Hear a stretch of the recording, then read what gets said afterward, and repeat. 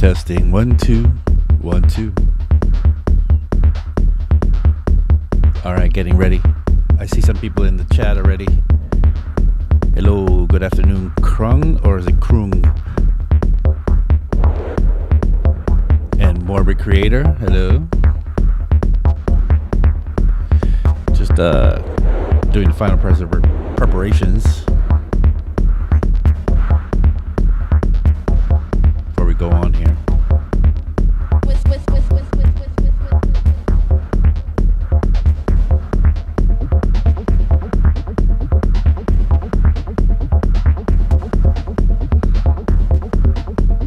Hey, TI-80 Mark is here. I saw your new video. I saw your new video with the toys. Today? It came on my For You page on TikTok. TI-80 Mark is awesome. Makes really awesome. You gotta check out his TikTok. Same way he spells it here in the chat.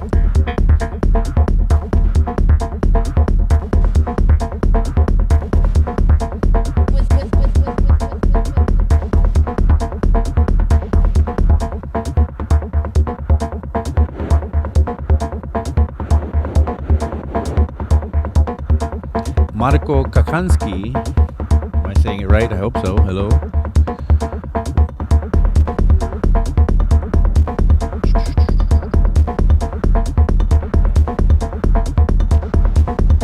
Yeah, a lot of new people here I haven't seen before.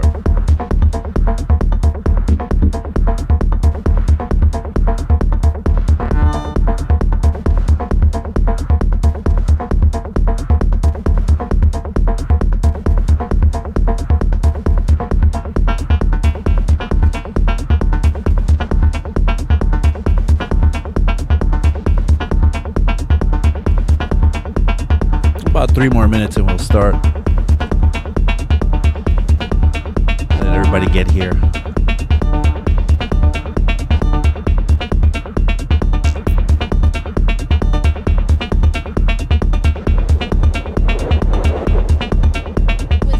Studio Don Quixote. Cheers.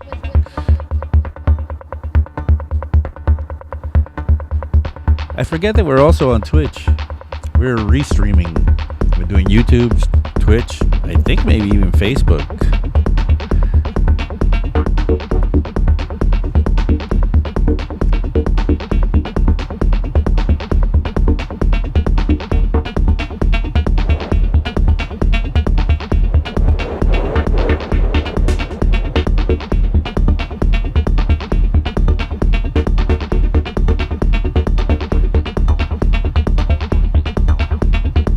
By the way, just gonna put it out there, on Tuesdays at 4 o'clock.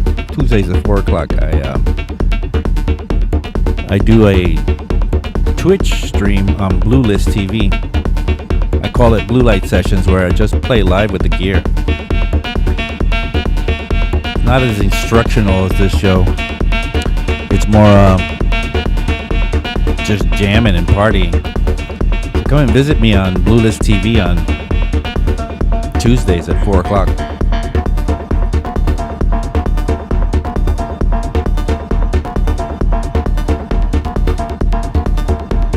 All right, getting ready to get started now. Another minute and a half or so, and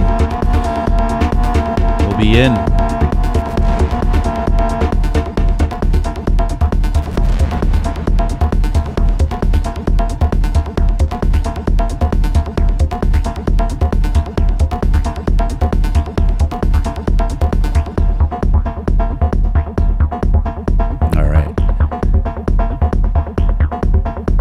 About today's show.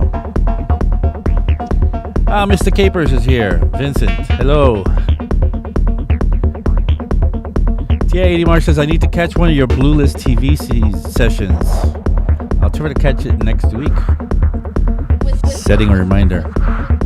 Yeah, it's a little bit different than here. Here we just, we break it down and we teach. On Blue List, I just jam. Party.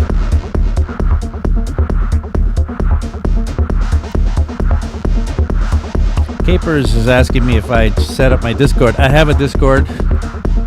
I rarely go on it, man. Got so much going on. My head spins when I get on Discord. But yeah, I should go on there often. We have 343 Labs has a Discord. All right. I think this means we're going to get started now. Let's do this.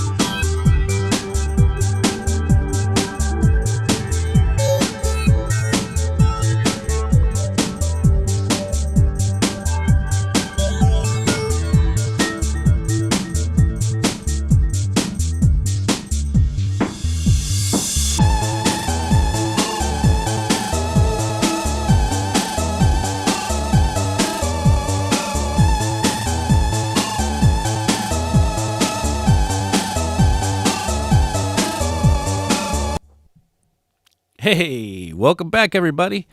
It is Friday, 1 p.m. It's time for Production Basics. You're watching 343 TV. I am Abe Duque. I am a producer. I am an artist. I am an instructor for 343 Labs. If you want to see what we're doing, come and visit our website, 343labs.com. We're a school. We have schools in New York City, Berlin, and online. Check out our website. Maybe you come and take a class with us. But anyway, I'm here seeing all my friends come back into the chat. Spider is here, or Cider. I don't know. I never knew how to pronounce that. It's spelled Cider, but I see a little spider on his emoji icon there, so I'm not sure. Capers is here. Mr. Capers, Vincent. TI-80 Mark, which I must keep on giving him props for these awesome little TikTok videos that he's making. He's doing these really cool, like this week it was like toys, crazy toys, and really good music. Check it out. Who else is here? A lot of people that a couple of people I never saw before, or maybe I just missed, like Krung or Krung. I'm not sure how to pronounce that. Morbid Creator. I think I see Morbid Creator around. But Morbid Creator was here early, just before we even started.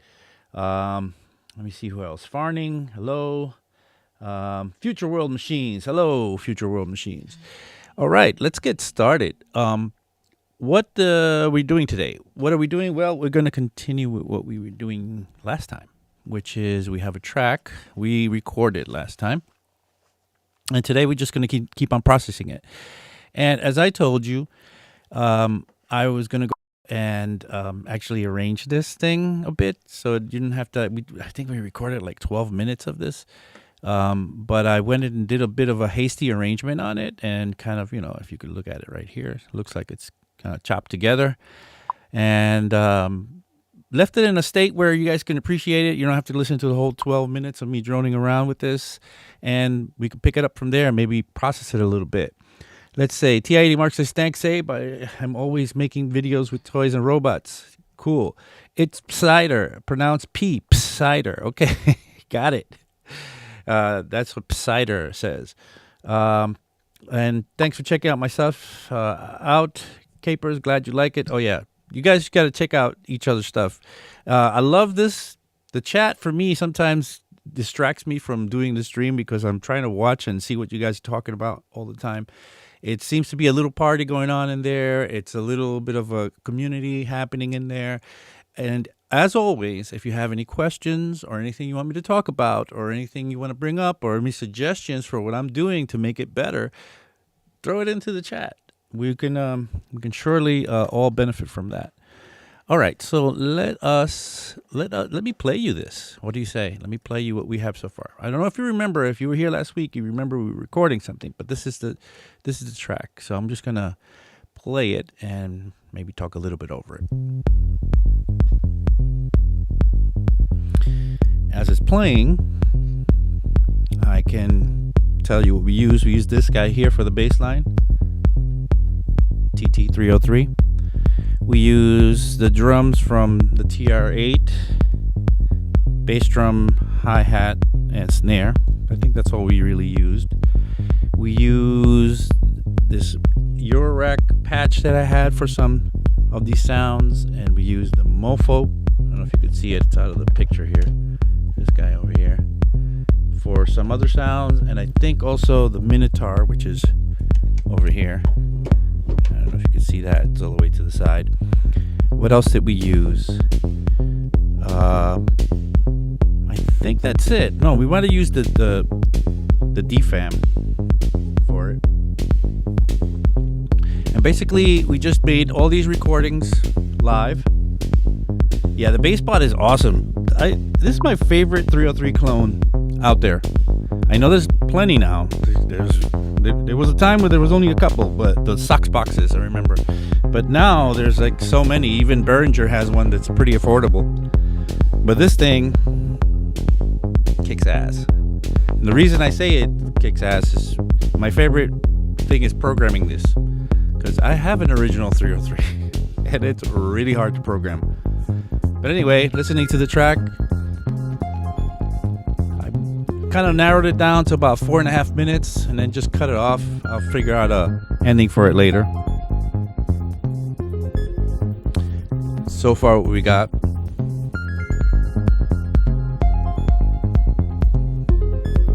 Kind of a groovy little track. Some of the sounds need to be mixed. I mean, there's not a real mix going on in here yet. There's not even anything on the master. Master channel is completely empty. There's nothing on there. So lots of stuff to do today. We can bring this, even though it sounds pretty good right now, we can certainly make the sound a lot better.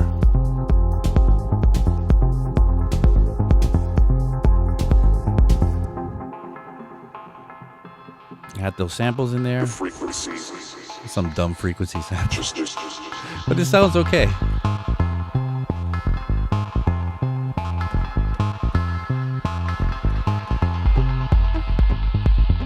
Yeah, that's working.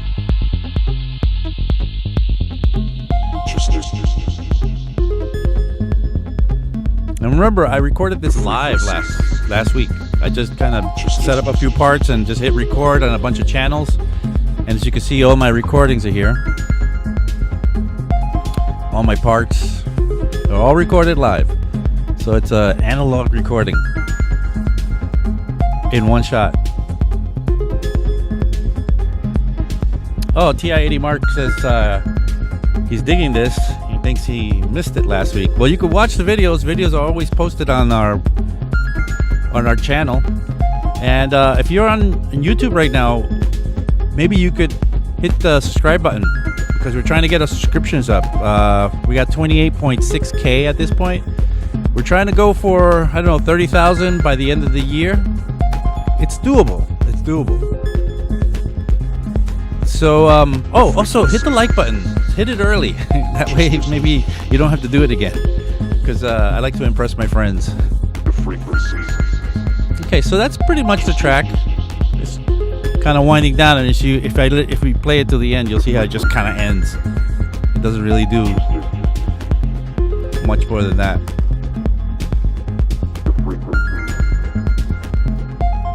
Okay, so I'm getting ready to process some of these parts. So I had some ideas about what to do with some of these parts and how to kind of dig into some of this so we can make this instructional. Make it so that we learn something here. Okay, watch. It's going to end soon. It's going to just be a ending. Okay. That sounded cool, except for the ending. All right, let's get into this, and let's start working out what I always like to work out first. And I think it's not a bad thing, and I could debate you on this. And I could always say that, especially for dance music, it's probably the better way to go. And what I mean is to get that kind of cornerstone, that kick drum and bass line combination kind of tight and working. So let's listen to those for a little bit. I mean, they are pretty tight.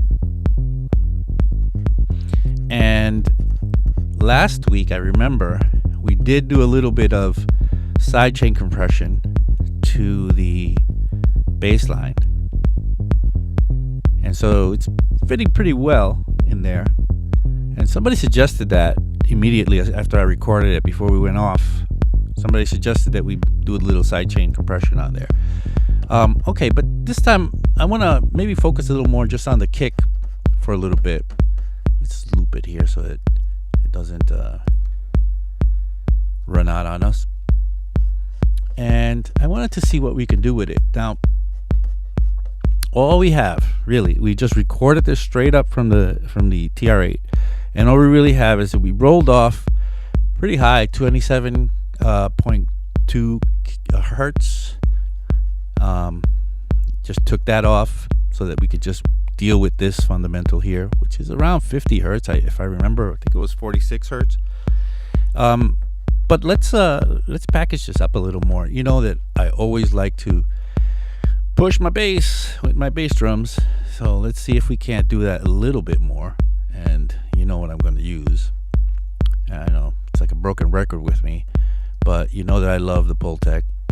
You know that makes me very happy to hear that bass, or to feel that bass that the Pultec gives us. So let's just grab it in there real quick. Where is it? LMNOP Pultec, and let's add a little bit of bottom to that. Let's hit a little bottom.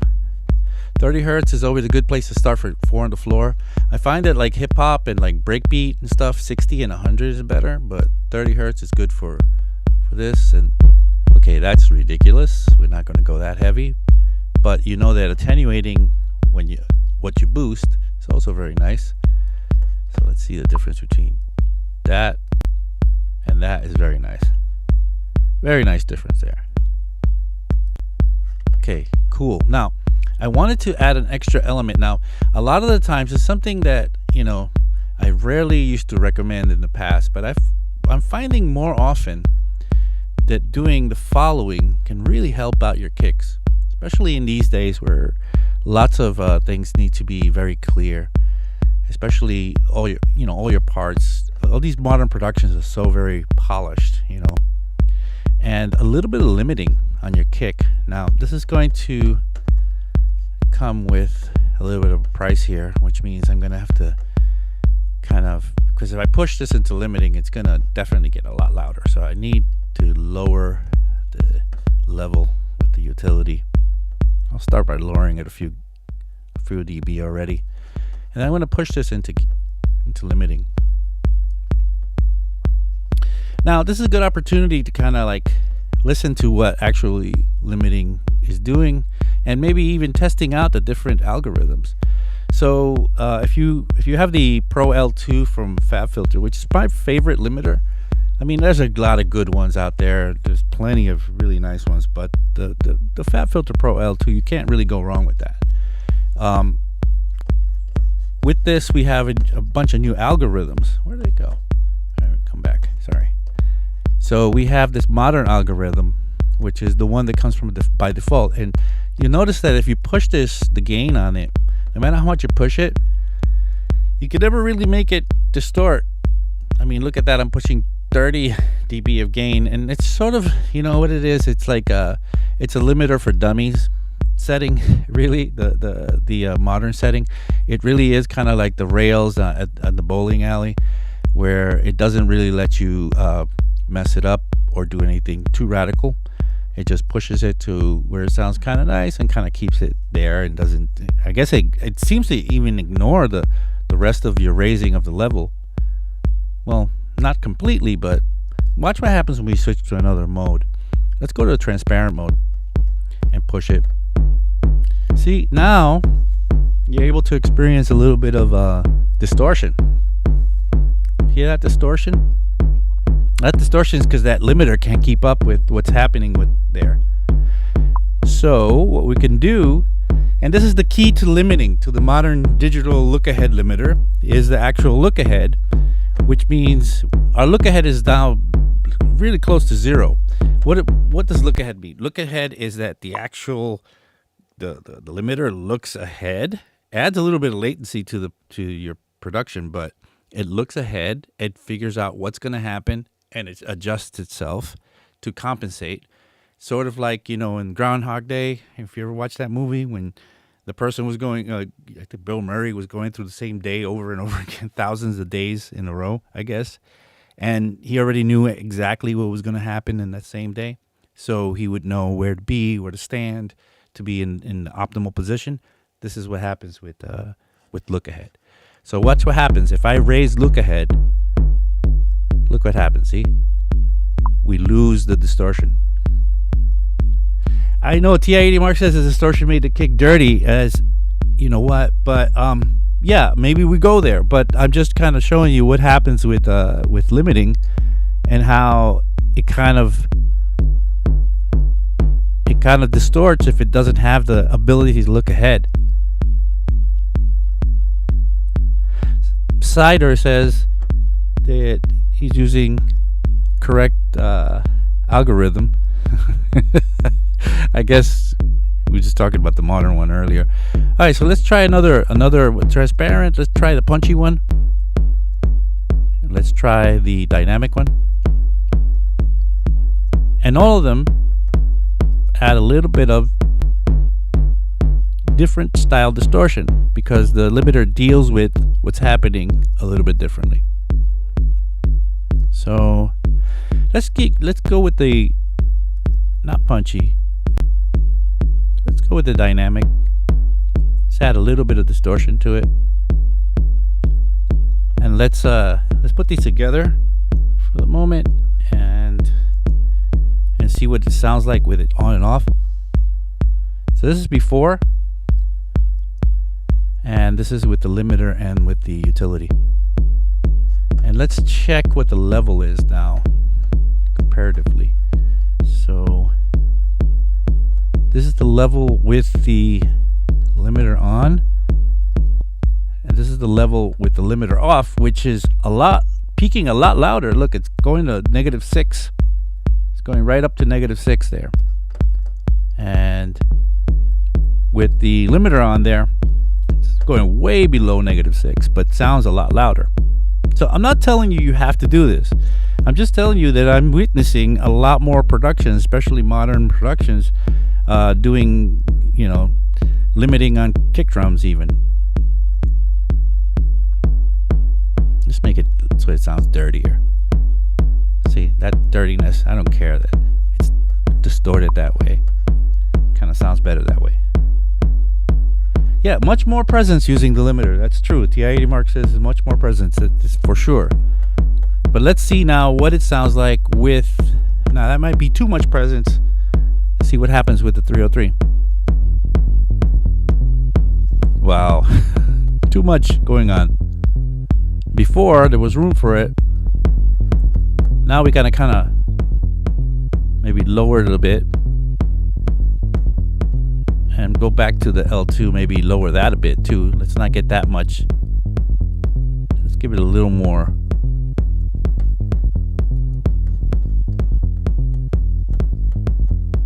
Let's solo this guy as well. Let's see what we got going on in here. So we could go the limiting route with this as well, but I'm not going to.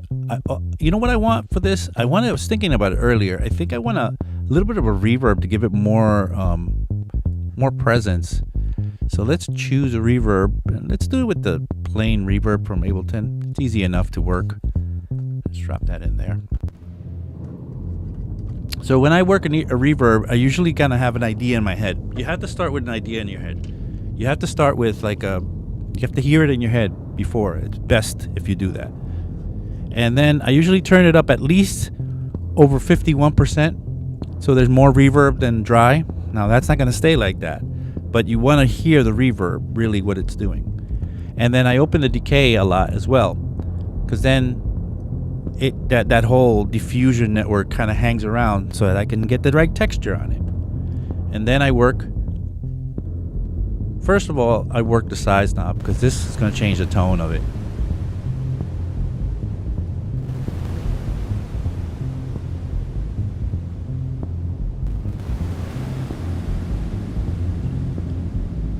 shorten the decay a little bit.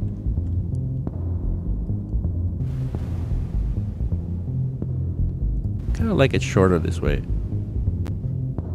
Now let's mold it.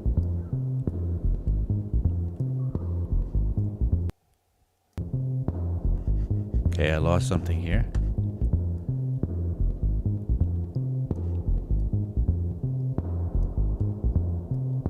Molding the EQ on the reverb is so crucial. You don't want too much bass that you don't need, and you don't want too much highs that you don't need. And this goes for vocals, everything. You gotta mold the highs and the lows on a reverb.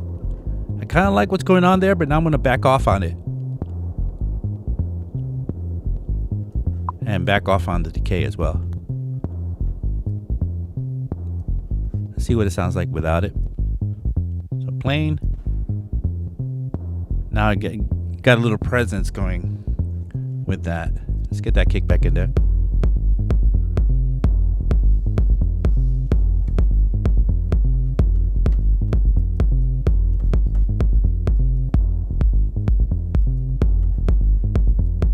So the decay is kind of long on that kick drum.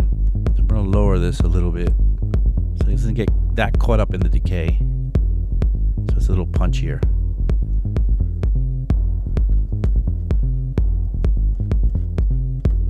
Okay, let's let that be for the moment. Okay, that's working. It's working nicely, actually. What do we have as a cut on the bass line? Let's go a little higher with the cut on the bass line. We got to make these things fit, so we got to scooch it into the slot, into the frequency slot.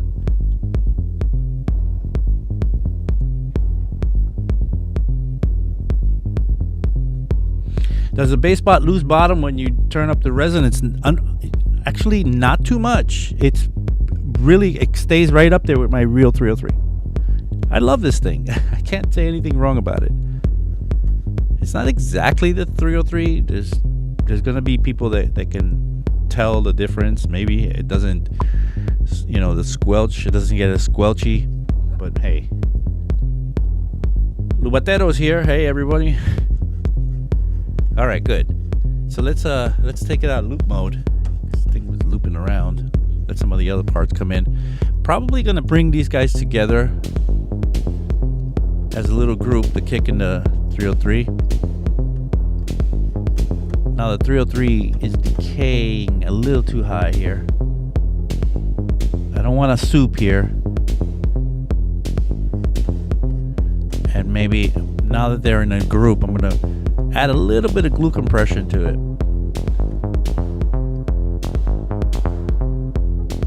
Where's the glue? Where is the glue? There it is. Tighten it up with the glue.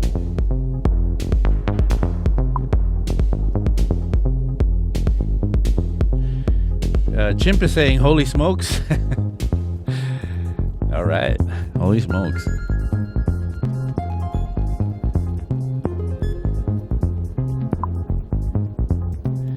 Yeah, I'm lowering the kick decay with the limiter. Why? How does that work? The question is, I said earlier I was going to lower the decay of the kick with the limiter. Well, when the kick is without a limiter, it has a transient and then it has the rest of the body of the kick. When the limiter kicks in, it has the transient, but the rest of the body kind of goes up with it. That means the length of the body sounds for a longer time. Therefore, the kick seems to have a lot more decay on it. By lowering the setting on the limiter, it doesn't hold on to that body as much as it did before. So I hope that clears up the question.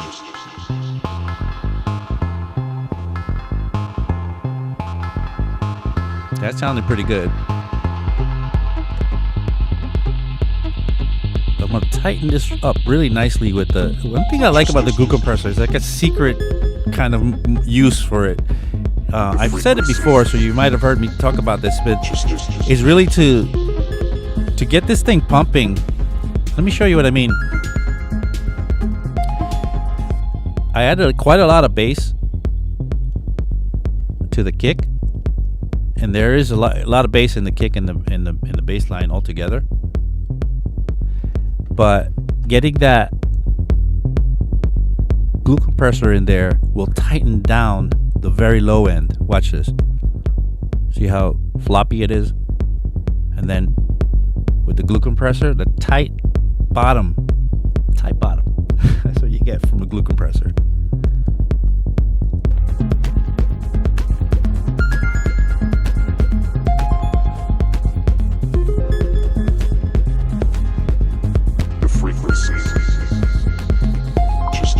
Hey, Rashane is here. Okay, I just noticed that.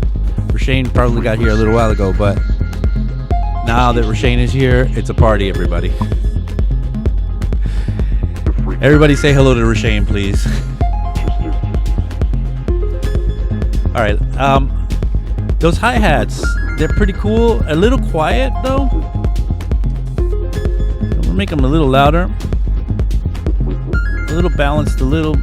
They were like off skew when I recorded them. Watch what happened when I recorded them.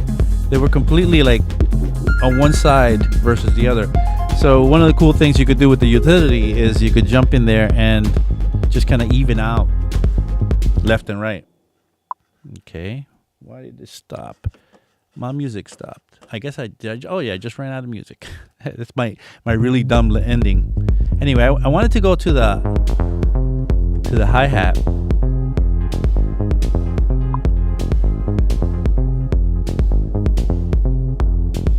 A good substitute for the Magic Death Eye compressor, if you don't own it, is maybe the Waves Puig Child, because it's modeling the Fairchild 670, which is what the Magic Death Eye is also modeling. The only difference is the Magic Death Eye has a 150 or 200, depending on which version you have, hertz high-pass filter. But I think you get a good job done with that Waves Puig Tech, and you can probably score that for like 30 or 40 bucks versus the Magic Death Eye, which is a lot more than that.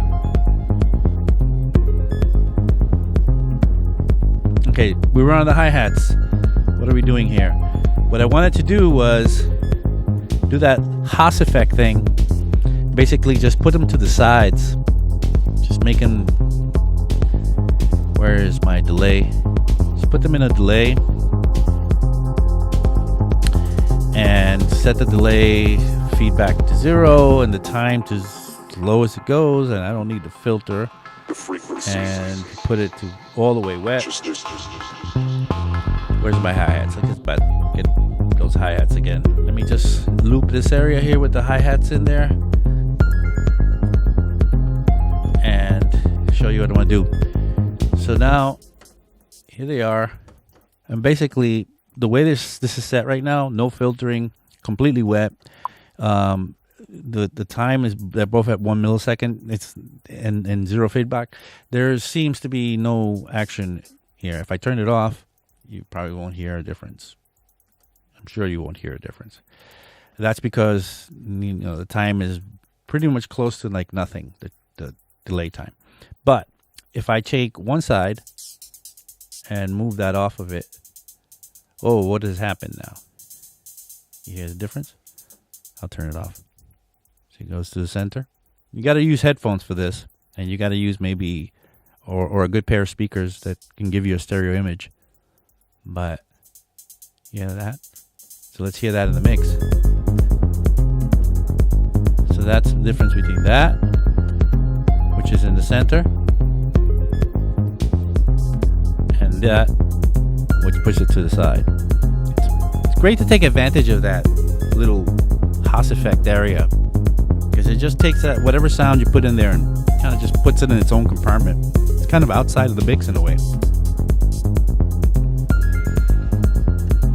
Pretty good.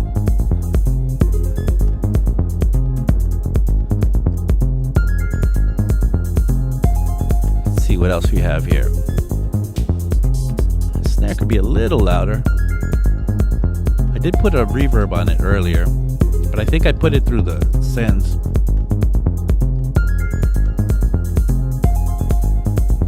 take the looping off.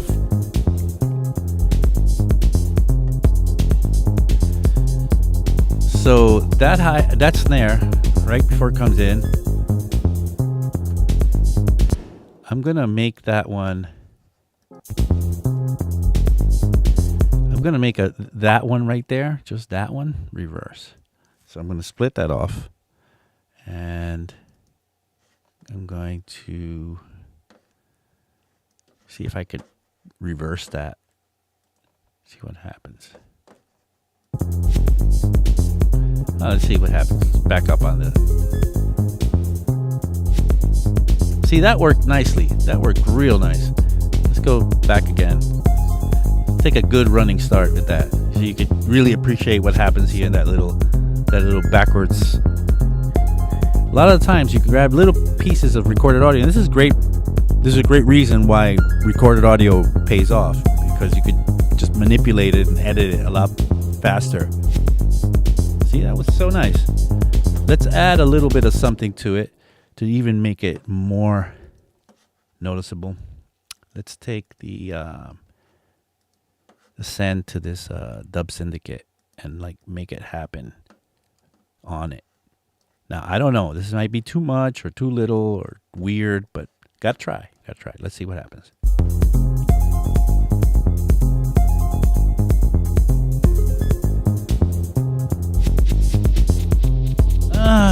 Just didn't catch me the way I thought it would. Maybe it just a little too much. Let's bring that down. Come on. Like that. And actually, the actual gain on this, make that a little bit louder. Since it's more ear candy than just a snare, just make it a little louder. See what happens. Okay, let's go back.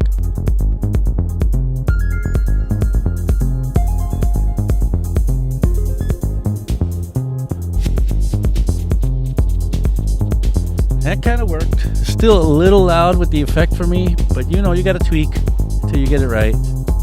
Let's try it one more time like this. Let's see what happens here. See, that worked. That was kind of perfect now for me.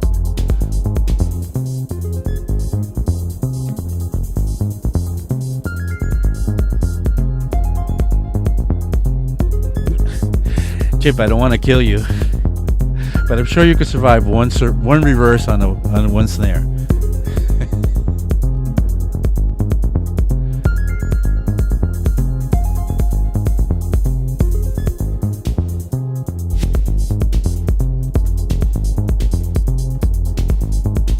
Yeah, that's good. Let's leave that there. I'm just giving you ideas of what you can do from time to time. See what are these other parts coming in.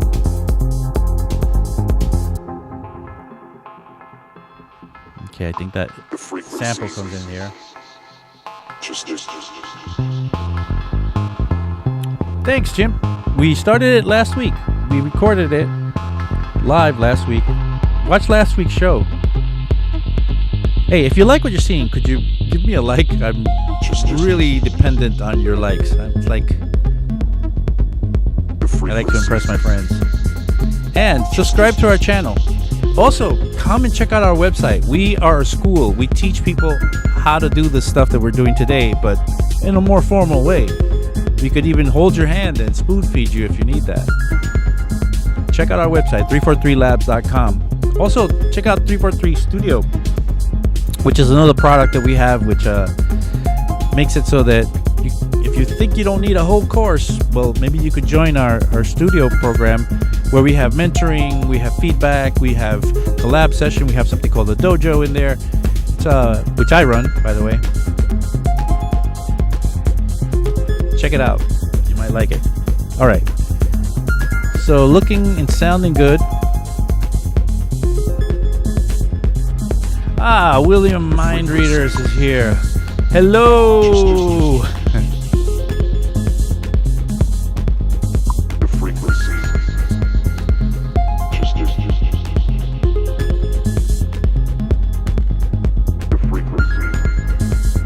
Hey, by the way, did anybody, the last track we did like this, last time we did this was maybe, I think we finished it 2 weeks ago.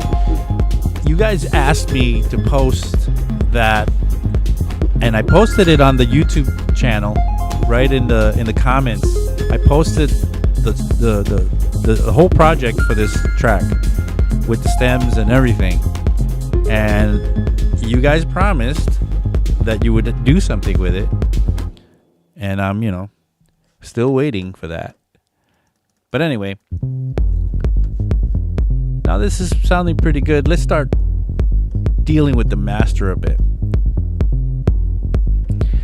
So hold on, let me listen to that. Yeah, that sounds pretty good.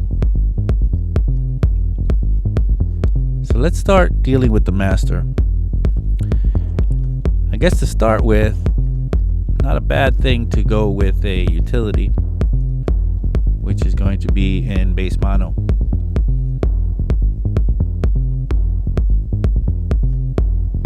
Not bad. And let's add an EQ. Let's go with a fab filter.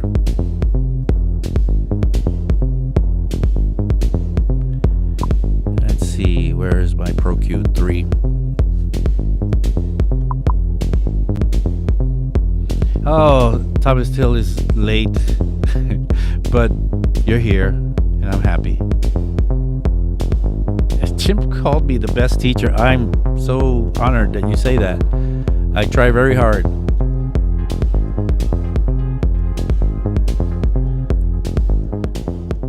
Alright, let's do a cut about 36 dB, maybe 48.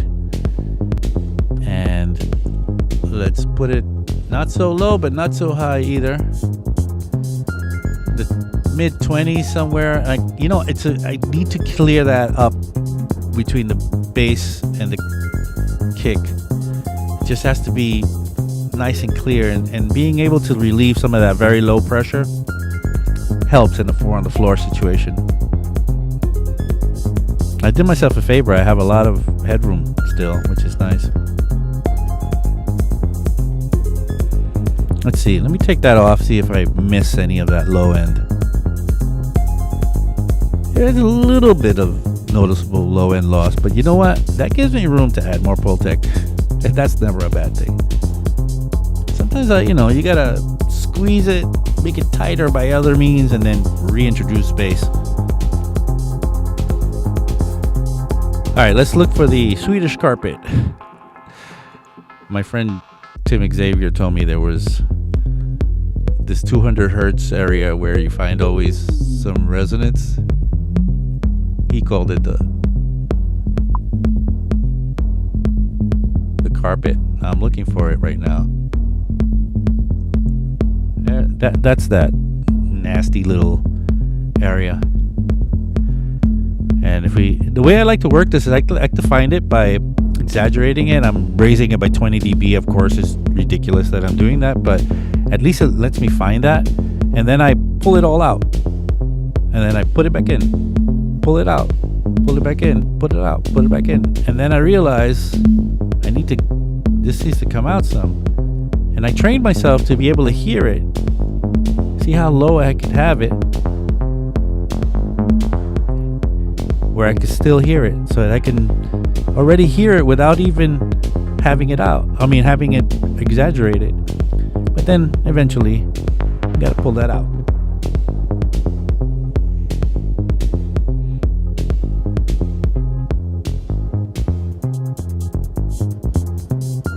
All right, so got that resonance taken care of. Let's see if there's any sibilance happening in here. I don't know. I mean, the hi-hats are high, but they're not shrill. Let's put it in all-around mode.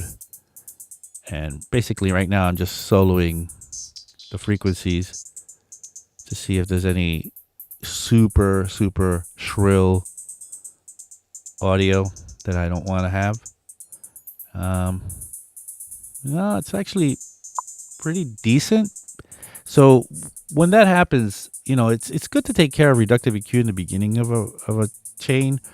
But when I look for sibilance and I don't find it earlier on, I sometimes let it go because I'll revisit that later. I'll revisit that when at the closer to the end of the chain. Maybe I picked up some sibilants along the way.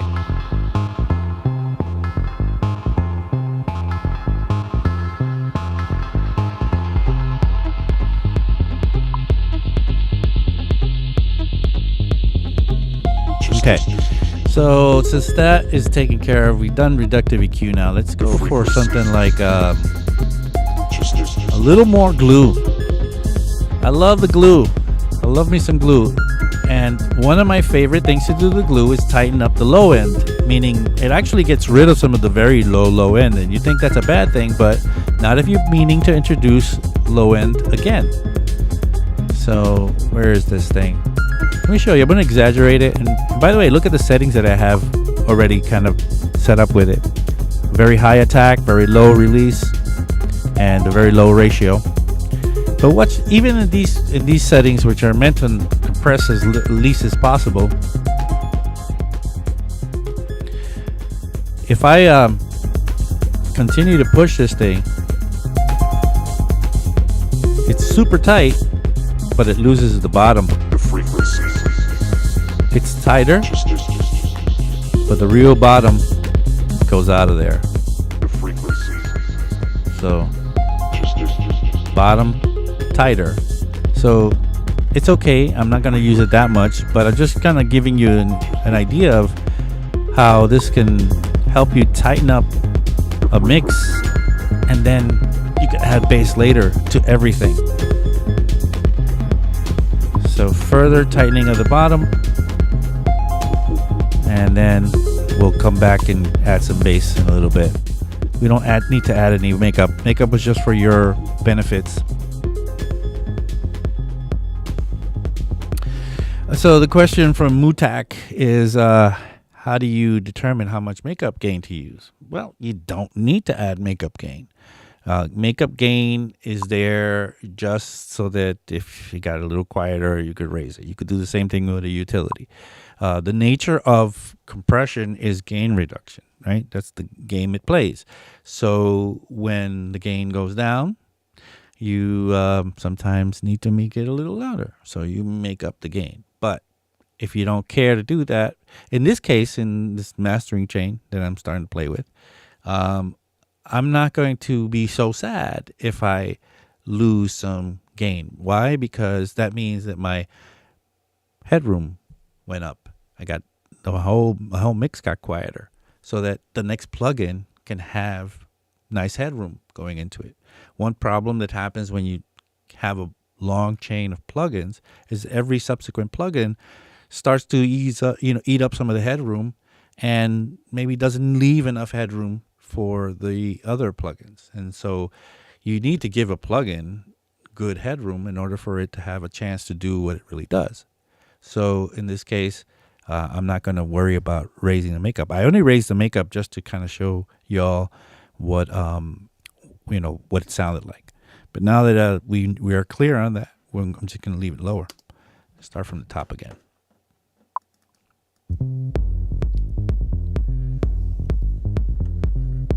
Okay. Very tight. But now I can go back to my... And by the way, I'm mixing on these earbuds. It's probably not ideal for me, but kind of flying blind a little bit here. Later I'll check it on the regular speakers and we can talk about that. But let's get that Pultec back in the game to reintroduce some of that bass again. Where is it?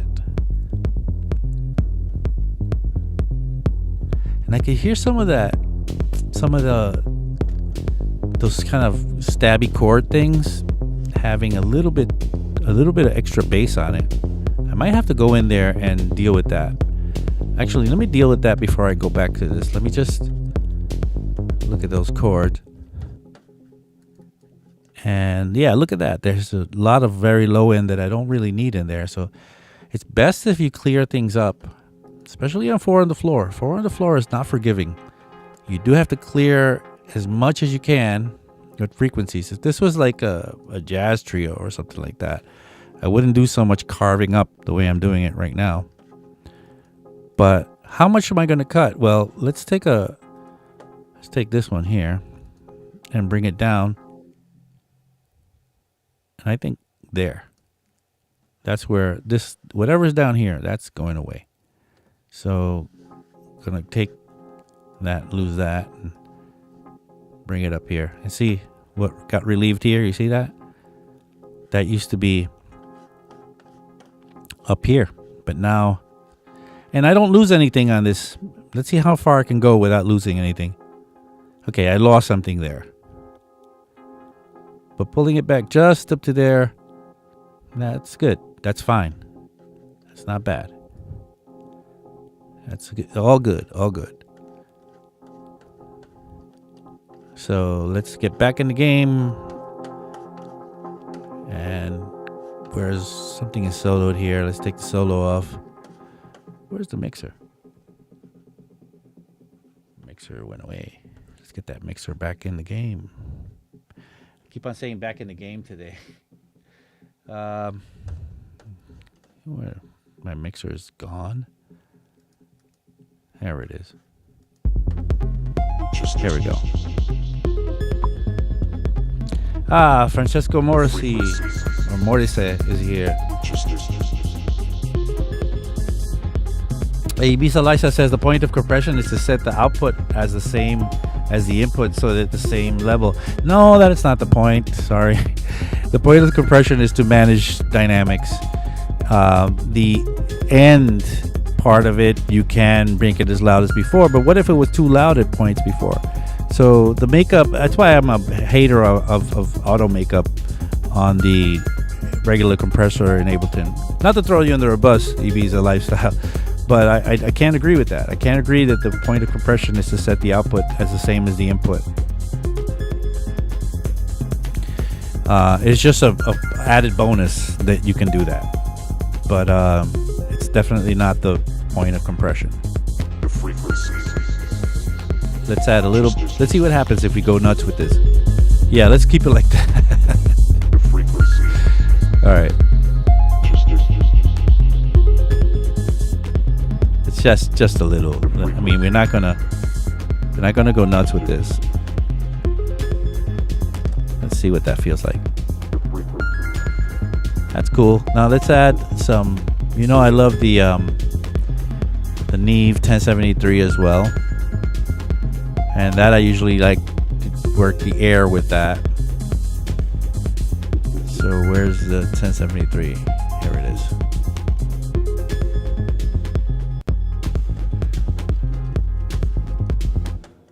Oh, it always ends, and I always think there's a problem. Not. It's just I should just put looping on. So this is what happens if you add a little air. See? I'm exaggerating. There's none. This is before. This is after. So we add a little bit of that and take it out. It just adds life to it. Just breathes life into this thing. See? And why not? And it never becomes shrill. That's what I love about this thing. Like you could go like here and it's like very high, but it's not killing me. Of course, I don't want to go that far, but let's start putting these together.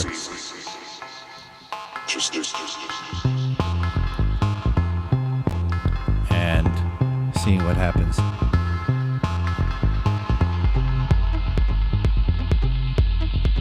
Remember, if you like what you're seeing, hit the like button, please.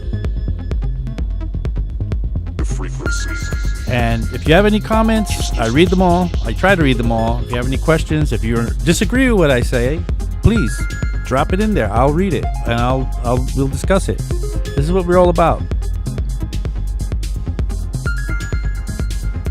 Yeah, I wish that 1073 wasn't $300 either. You know, the Lindell 80 from Plugin Alliance will do the same thing. Has a Neve 1073 in it. I wouldn't recommend the Shep 73 from Waves. It's not exactly, the high end isn't as rich. The air isn't as rich. Okay, so we got the 1073. Let's play a little bit with, I love that Sonox inflator always. But just for those that don't have the Sonox inflator, because, okay, another expensive plugin, let's try something that if you have Ableton, you're definitely going to have, which is, and John Selway showed me this one, so I got to give him props for that, which is using the saturator in soft sine mode and just adding a couple of dB with it. See the difference? It just kind of gives it some nice life. 2 dB is already too much. Let's back it off a little bit. You gotta be careful. 2 or 3 dB maximum on this soft sine mode on the saturator. You get a lot of results that are very close to the Sonox inflator.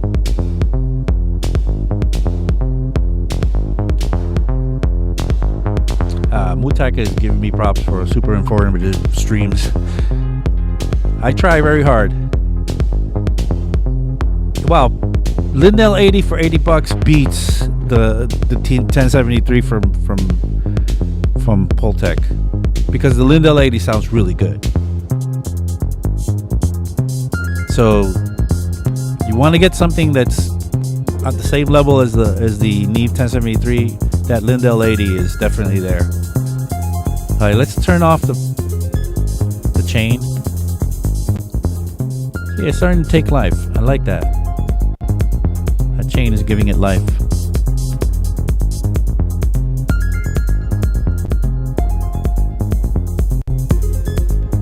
Okay, let's add more. So yeah, if you don't have the Sonox inflator, the saturator in soft sine mode, similar results. And the Sonox inflator is great, but expensive, really. Okay, let's look into what else we could put in here. Oh yeah, I always like to deal with like the I like to deal with the image of this thing, so I always like grabbing that isotope imager.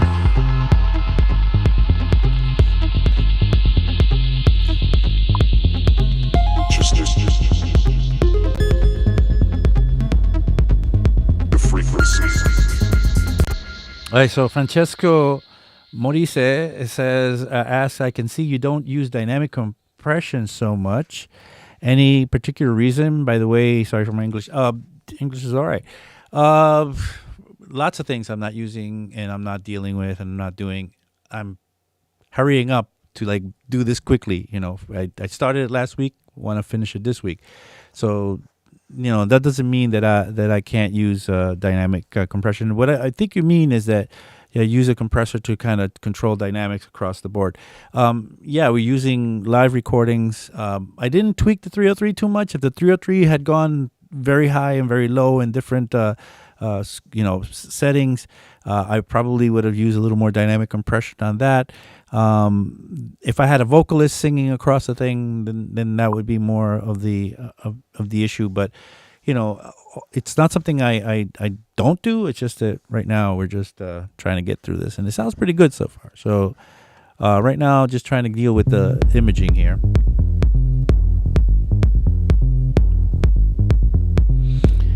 The Sonox inflator is on sale now at the plugin boutique, says Rashane. How much do they want for it? And can it beat the saturator for free? All right, let's see. Let's see at the low end. The low end looks pretty mono, which is what we want. I always bring up this area here. This is where I kind of boost the stereo because it gives fullness to the track. See, this is full. This is not full. Full. This is normal. Added. I'm going to add a lot in this case. That sounds really nice. Let me just pull that out, see what that did to it. Oh yeah, see, that's opening up. $39. Okay, that's worth it. That's amazing. $39. Oh, multiband compression. That's what you mean. Okay, multiband compression. Yeah, I avoid it a lot. unless I'm trying to do something very special and or maybe damage control for multi-band compression. You know, you could do some fun production, and if you use a multi-band compressor in a way like writing, like helping you sound design and write parts with it, that's a great thing. But once it's done, I'm not going to fish around too much with it if I'm happy with it. A lot of people use multi-band compression as a kind of a writing or a sound design tool. When I'm mastering, if I'm going to use it, it's because there's a problem with the master. So that's pretty big. Let's see what happens in the next band. Yeah, let's expand that one too. This last one I don't usually boost that much here, but let's see what this sounds like. Yeah, that's nice. So let's see what this is sounding like. Yeah, see, this is working.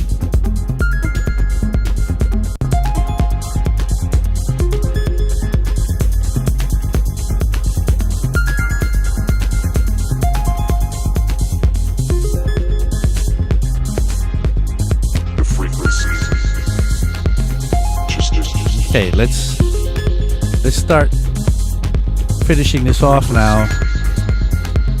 Let's check for, I said I would do de-essing maybe towards the end, right? So let's add a de-esser here, see what's going on.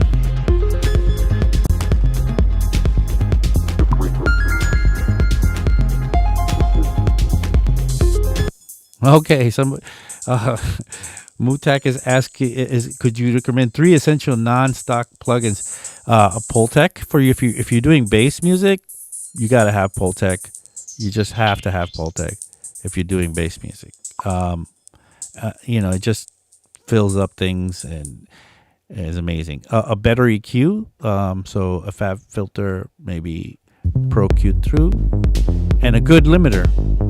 So like a L2 or a maximizer or ultra maximizer, some limiter that you really like. The Ableton kind of stock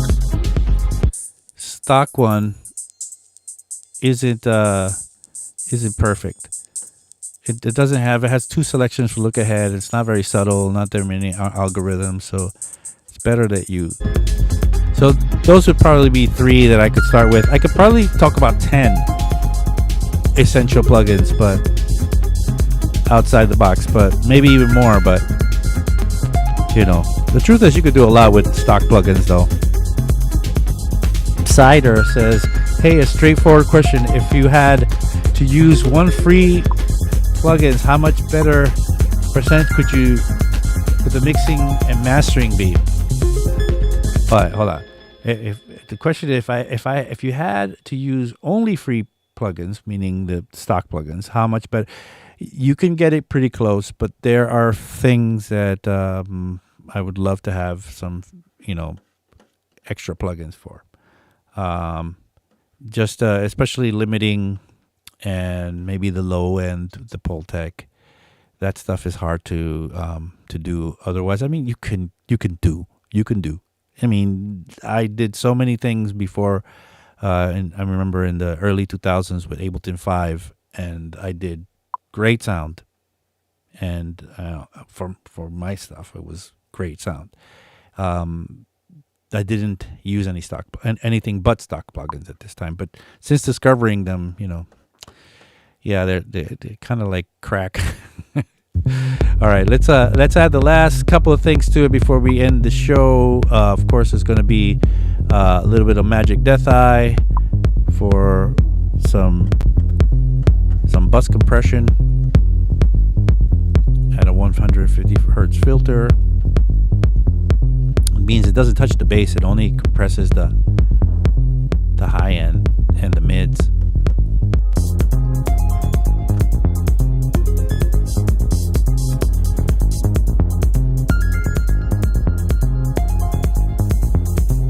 Okay, I don't want to push it too much, but I don't want to push it too little. Let's try 1 or 2 is the only 2 time constants for music, really.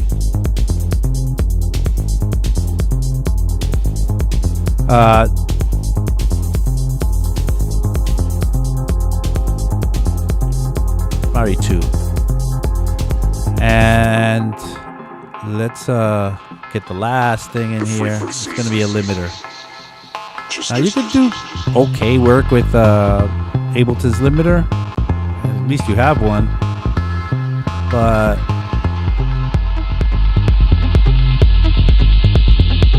now we're getting it real loud. I'm not clipping here.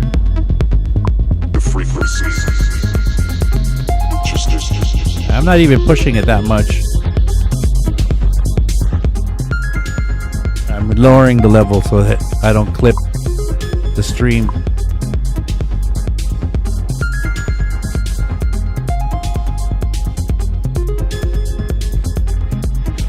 Hey, once again, if you like what you see, please give me a like, and visit our website, 343labs.com. Come take a class with us. It would be great. We have classes starting all the time. I have new classes starting next week, by the way. I have starting a mixing and mastering and a regular Ableton 1 class online. If you want to take classes with me online, that'd be great. All right, let's check what the sound of this is without the chain.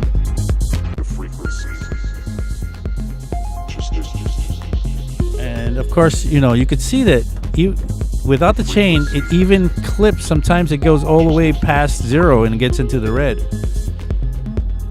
We could level match it if you want, but I guarantee you this is already a little better. And once again, I'm using earbuds, so I can't fully sign off on it, but I'm thinking.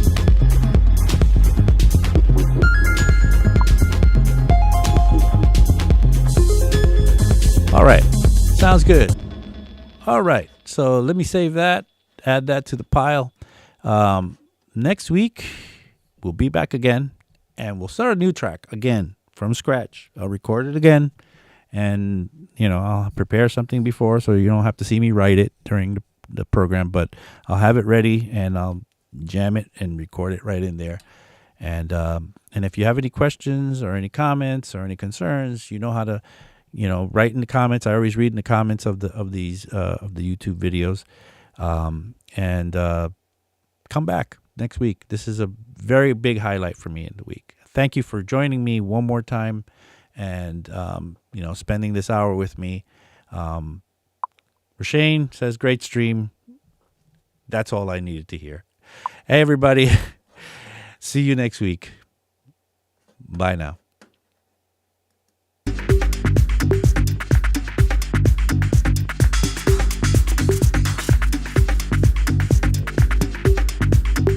While you're listening and watching the goodbye here with John Selway's Techno or Electro Saturdays, I read just now that John Selway says Techno feedback session tomorrow.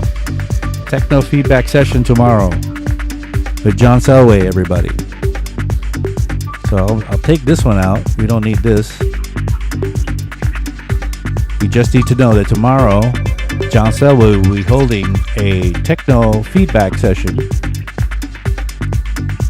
Everybody's saying thank you, and I'm saying you're welcome and thank you back.